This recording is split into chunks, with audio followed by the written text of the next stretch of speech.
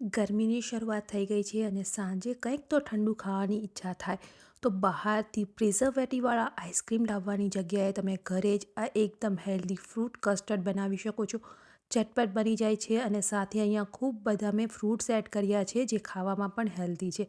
Fruit custard બનાવવા માટે સૌથી પહેલાં આપણે દૂધ લઈ લેવાનું છે. તો મેં અહીંયા લગભગ 500 ml જેટલું દૂધ લીધું છે. દૂધને આપણે પ્રોપર રીતે બોઇલ કરી લઈશું તો દૂધ ફટાફટ ઘાટું થઈ જાય એટલા માટે આપણે એમની અંદર કસ્ટર્ડ પાવડર એડ કરીશું. જો તમે અહીંયા કસ્ટર્ડ પાવડર એડ ના કરવા માંગતા હોય તો તમે અહીંયા ડ્રાય ફ્રૂટ્સનો પાવડર પણ એડ કરી શકો છો. તો કાજુ અને બદામને ક્રશ કરી અને એનો પાવડર એડ કરી શકો છો. એમનાથી પણ તમારું દૂધ છે એકદમ સરસ ઘટ થઈ જશે. આ રીતે થોડું દૂધ ગરમ થાય એટલે દૂધને આપણે એક બાઉલમાં થોડું ટ્રાન્સફર કરી લઈશું. તો મેં અહીંયા 2 થી 3 ચમચા જેટલું દૂધ લીધેલું છે. એક બાઉલમાં આપણે ટ્રાન્સફર કરી લેવાનું છે અને ત્યારબાદ એમની અંદર આપણે કસ્ટર્ડ પાવડર એડ કરી દઈશું. તો મેં અહીંયા હોમમેડ કસ્ટર્ડ પાવડર જ લીધો છે. તો જો તમે બહારનો કસ્ટર્ડ પાવડર ના ખાતા હોય તો તમે ઘરે જ હોમમેડ કસ્ટર્ડ પાવડર બનાવી શકો છો.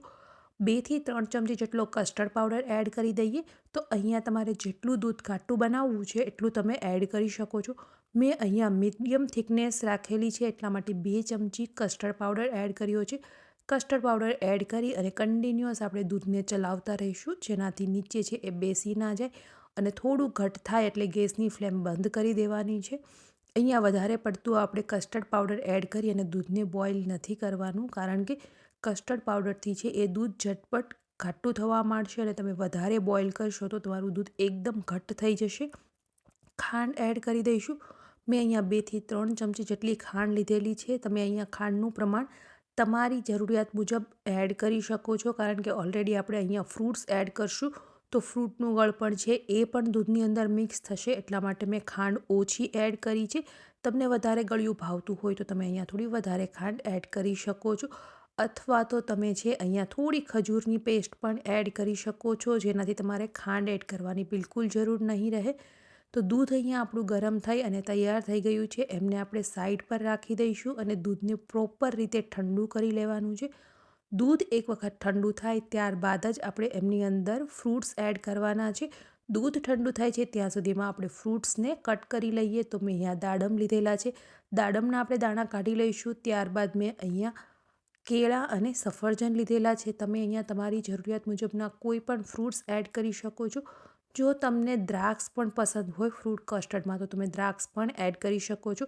પરંતુ જો તમે સાથે ખાટા ફ્રૂટ્સ અહીંયા એડ કરતા હોય ને તો જ્યારે પણ તમારે સર્વ કરવું છે ત્યારે જ તમારે દૂધની અંદર ફ્રૂટ્સ એડ કરવાના છે. નહીંતર તમારું ફ્રૂટ કસ્ટર્ડ છે એ બગડી જશે એટલા માટે એ વસ્તુનું ખાસ ધ્યાન રાખવાનું છે. દૂધ અહીંયા આપણું એકદમ સરસ ઠંડુ થઈ ગયું છે.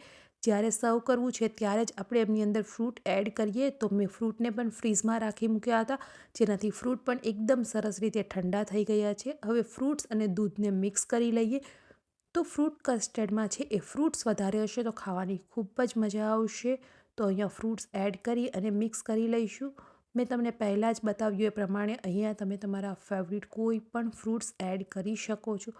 મિક્સ કરી લઈશું અને તમે જોઈ શકો છો કે ફ્રૂટ કસ્ટર્ડ અહીંયા આપણે તૈયાર કર્યું છે. એમનો કલર પણ ખૂબ જ સરસ આવ્યો છે. કસ્ટર્ડ પાવડરથી સ્પેશિયલી ટેસ્ટ અને કલર ખૂબ જ સરસ આવશે અને તમારે જે સ્ટ્રક્ચર જોઈએ છે એ પણ એકદમ સરસ આવી જશે. તમે જોઈ શકો છો ખૂબ જ સરસ લાગે છે. ઉપર આપણે થોડું ડ્રાય ફ્રૂટ્સ એડ કરી દઈએ ગાર્નિશિંગ માટે. તો અહીંયા ડ્રાય ફ્રૂટ્સમાં મેં બદામ અને પિસ્તા લીધેલા છે. તમે કાજુ પણ લઈ શકો છો પણ મેં અહીંયા માત્ર બદામ અને પિસ્તા એડ કર્યા છે અને ઉપરથી થોડા દાડમના દાણાથી ગાર્નિશ કરી લઈએ. તો ઉનાળાની આ ગરમીમાં બહારથી આઈસ્ક્રીમ અથવા તો પ્રિઝર્વેટિવવાળા કોઈ પણ ઠંડા પીણાની જગ્યાએ તમે ઘરે એકદમ હેલ્ધી અને ખૂબ જ ઓછી મહેનતમાં બની જતું આ ફ્રૂટ કસ્ટર્ડ તૈયાર કરી શકો છો. અને સ્પેશિયલી ઠંડુ ઠંડુ ખાવાની ખૂબ જ મજા આવે છે અને આમની અંદર કોઈ પણ પ્રિઝર્વેટિવ નથી. ઘરની જ બધી વસ્તુ છે અને સાથે ફ્રૂટ્સ પણ છે તો ખાવામાં પણ હેલ્ધી છે.